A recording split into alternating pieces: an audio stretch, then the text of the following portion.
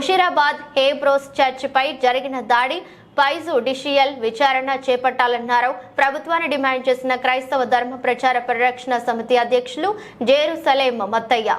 ఈ మేరకు Basheerbagh press club ఏర్పాటు చేసిన సమావేశంలో ఆయన మాట్లాడుతూ పోలీసులు కానీ ఇతర కానీ చర్చిపై జోక్యం చేసుకోవద్దని కోర్టు ఆర్డర్ ఉన్నప్పటికీ కడప ప్రాంతానికి చెందిన వ్యక్తులు ఆగస్టు 31 అర్ధరాత్రి చర్చిపై దాడి చేసి విధ్వంసం సృష్టించారని ఆయన ఆరోపించారు. దాడికి పాల్పడిన వారిపై చర్యలు తీసుకోకుండా పోలీసులు దుండగులను సహకరించారన్నారు. అంతేకాకుండా చర్చి ఫాస్టర్లు వీరాచారితో పాటు 4గురిని అరెస్ట్ చేశారన్నారు. ఇక ఫాస్టర్పై అక్రమంగా పెట్టిన కేసులను ఉపసంహరించుకోవాలని విడుదల చేయాలన్నారు.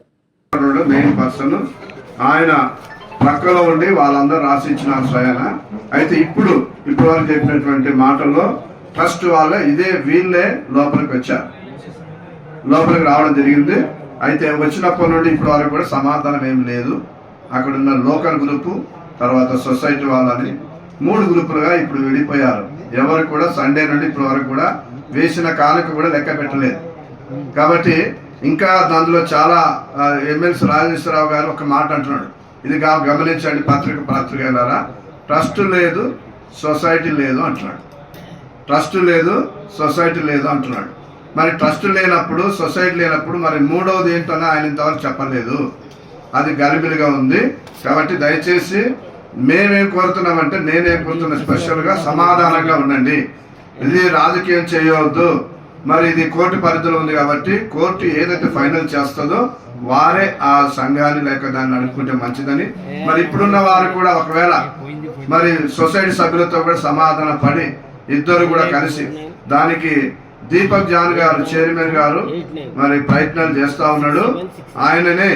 ఆయననే స్వయాన కీసు అక్కడ హ్యాండ్ ఓవర్ చేయడం జరిగింది. వీరాచార్య అనే వ్యక్తి బయట నుండి ఇంత తలుపులు బద్దలు చేస్తా ఉన్నారు కదా, ఎందుకని ఏసీపీ గారు వారు ప్రెషర్ చేస్తే దీపక్ జాన్ గారి చేతిలో తాళంచెవులు పెట్టారు. మరి దూపలకి వెళ్ళిన తర్వాత వారందరూ కలిసి ఉన్నారంటే ఉన్నామన్నారు. వాస్తవానికి చెప్తే అందులో లేరు, ఇద్దరు లేరు. కాబట్టి మరి ఆ తాళంచెవులు ఇవ్వడం జరిగింది. ఇప్పటికి కూడా ఇంకా సరైన సమాధానం లేదు.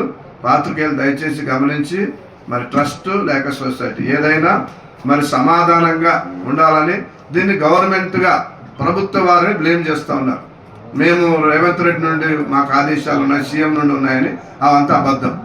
కాబట్టి ఈ రాజేశ్వరరావు అనేవారు దీపక్ జాన్ గారు మరి నేను చెప్తున్నా బహిరంగంగా ఆడుతున్న డ్రామా అని నేను చెప్తున్నా. కాబట్టి దయచేసి గవర్నమెంట్ను కూడా బ్లేమ్ చేయకుండా చక్కగా పెద్దలు కూర్చోబెట్టి సమాధానం చేసి ఈ ఎబ్రో సంస్థకు మినిమం 10,000 సంఘాల నుంచి 20,000 చర్చిలు ఉన్నాయి, వరల్డ్ వైడ్ గా ఉన్నాయి. కాబట్టి దాన్ని పాత్రికేయులు మీరు మరి చక్కగా జరిగేటట్టుగా రాబోయే దినంలో సమాధానం నెమ్మది ఉండాలని నేను కోరుతూ మరి నా పేరు బిషప్ భాస్కర్ మూలక మీరు ఏదైనా అడగాలనుకుంటే అడగచ్చు.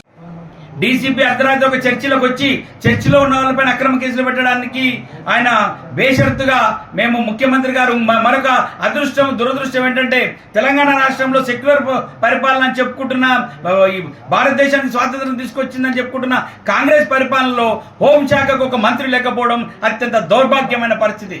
కాంగ్రెస్ పార్టీ హోంశాఖ మంత్రి ఉంటే కనీసం హోంశాఖ మంత్రి అయినా సరే స్పందించి గతంలో ఉన్నట్టు ఒక ముస్లిమో ఒక బీసీఓ ఒక దళితులో హోంశాఖ ఉంటే ఆయన పైన మేము క్రైస్తవ సమితులు చెప్పుకునే వాళ్ళం. కానీ హోంశాఖ కూడా తన ముట్టి కింద పెట్టుకున్న రెడ్డి, ఈ రేవంత్ రెడ్డి ఆయన భారతీయ న్యాయ సంహిత కాదు, రెడ్డి న్యాయ సంహిత.